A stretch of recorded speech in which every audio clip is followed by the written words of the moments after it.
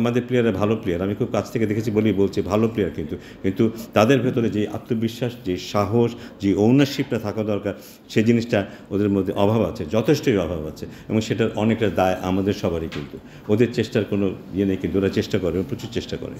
বিশ্বকাপ বা ওই জাতীয় ওই পর্যায়ে খেলার সময় যে চ্যালেঞ্জগুলোর মুখোমুখি হতে হয় আমাদের খেলোয়াড়দের, আমরা কি আইডিয়ালি সেই জিনিসগুলো করি কি না, আমার সন্দেহ আছে।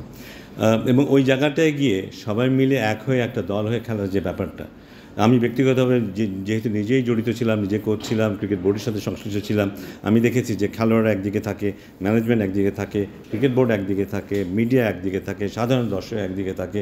এটা কখনোই একটা আইডিয়াল সিচুয়েশন নয়। কিন্তু আমার চেষ্টা থাকবে এই সবগুলোকে একসাথে করা প্রথমত, এবং যেটা আমি একটু আগেও বললাম যে যেই আমাদের হেড কোচ হবে তাকে দিয়ে আমার একটা বড় পরিকল্পনা আছে যে সারা দেশের যত কোচ আছে যারা প্লেয়ারদের প্রডিউস করে, প্লেয়ারদের গাইড করে, তাদের সবাই মিলে আমরা একটা যদি ন্যাশনাল প্ল্যান করতে পারি যে আমরা কী চাই, কোন পর্যায়ে, সবার সাথে সবার কানেকশন থাকবে।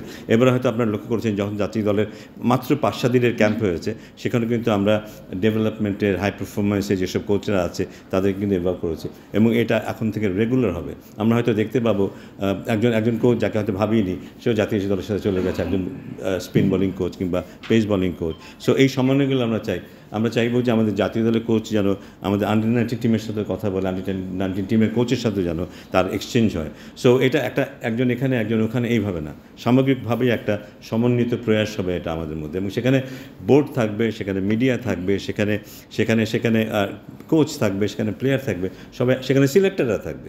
আমরা সবাই কিন্তু যার ইন্ডিভিজুয়াল দ্বীপের মধ্যে বসবাস করি, কারোর সাথে কারো যোগাযোগ নেই। এটা আমি খুব কাছ থেকে দেখেছি এটা।